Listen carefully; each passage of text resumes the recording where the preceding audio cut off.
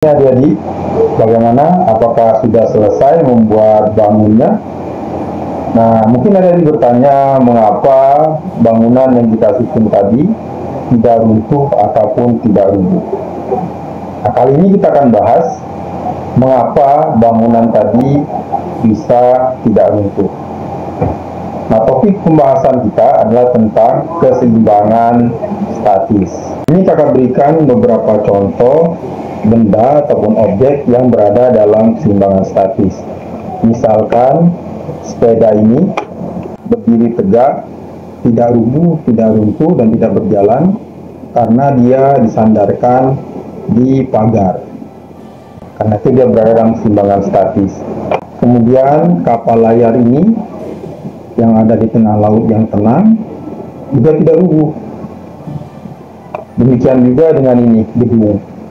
Ini ada satu menara tinggi, dan juga sama ini gedung-gedung pencakar langit. Semuanya tidak rubuh ataupun tidak runtuh. Dan ini contoh untuk jembatan yang besar.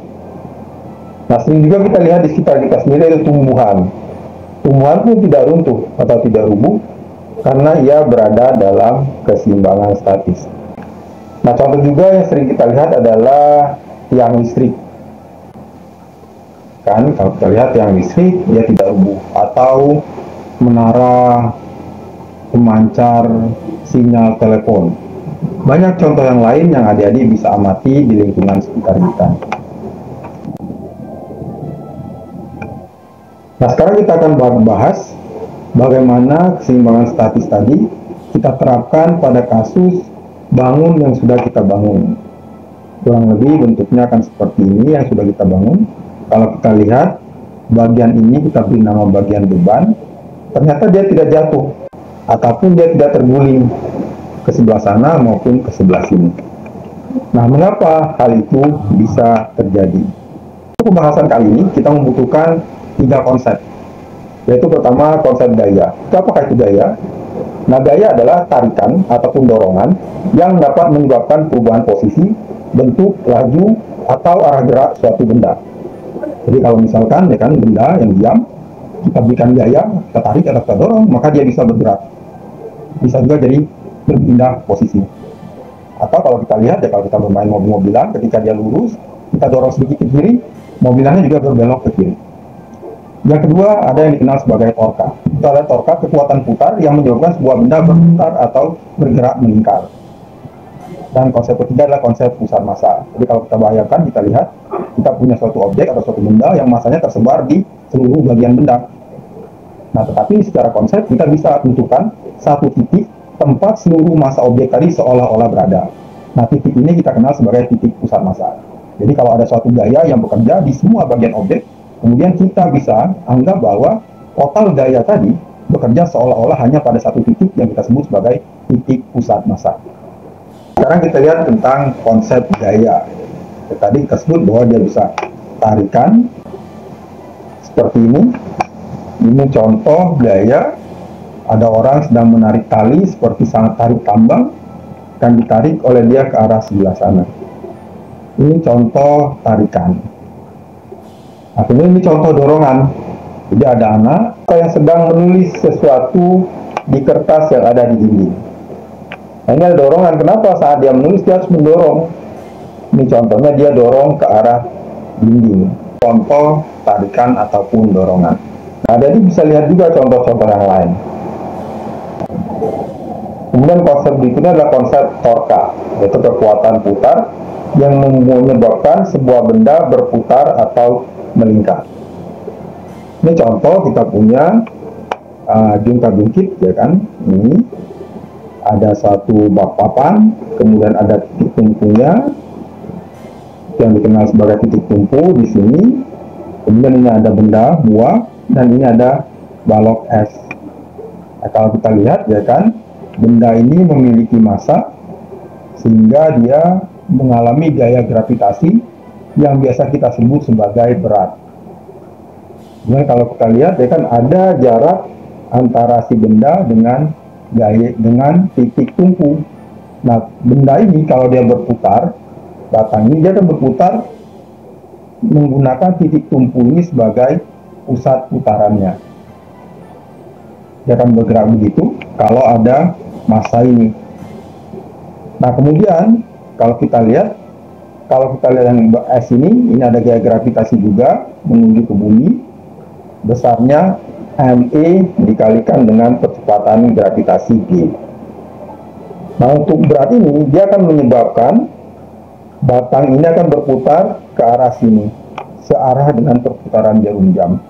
Sementara untuk buah yang besar ini mungkin stroberi, dia akan menyebabkan batang ini berputar berlawanan dengan perputaran jarum jam. Jadi kalau kita lihat di sini, ketika bendanya berada di sebelah kiri titik tumpu, dia menyebabkan batang berputar berlawanan jarum jam. Untuk beban yang ada di sebelah kanan titik tumpu, dia menyebabkan batang berputar searah dengan perputaran jarum jam. Jadi kelihatan ya kan, ada dua arah perputaran yang berbeda. Nah, contoh satu lagi nih, ada anak kecil yang sedang mencoba menutup pintu open. Di manakah titik tumpunya? Titik tumpunya biasanya ada di bagian engsel kan. Kita gunakan engselnya sebagai titik tumpu di sini. Ini engsel yang menghubungkan pintu open dengan badan opennya. Nah, anak tadi akan mendorong gayanya ke atas. Kita ambil ke atas sehingga pintu ini akan berputar searah dengan perputaran jarum jam. Kan kelihatan arah putar, karena kita dorong, dia akan berputar seperti itu. Nah, bagaimanakah cara kita menghitung torka? Kalau kita lihat di gambar kasus jungkat tadi, kita punya benda dua, yaitu buah apel dan bongkahan es. Nah, sekarang kita tahu, kita gunakan titik tumpu kita tadi ini adalah acuan kita dalam perhitungan. Bila kita lihat, karena berat buah apel, ada gaya yang arahnya ke bawah, massa apel dikalikan percepatan gravitasi. Kemudian kalau kita lihat perpanjangan garis gayanya, kita tarik garis yang panjang ke sini, dan kemudian kita gambar suatu garis horizontal yang melalui titik tumpu. Nah, kalau ini kita pilih horizontal, kenapa? Karena yang perpanjangan garis gayanya arahnya vertikal. Nah, ketika dia perpotongan, kita lihat ini kedua garis membentuk sudut 90 derajat atau saling tegak lurus. Sekarang kita bisa hitung jarak terdekat antara perpanjangan garis gaya dengan titik tumpu. Kita beri simbol D. Nah, jarak terdekat ini dikenal dengan lengan momen.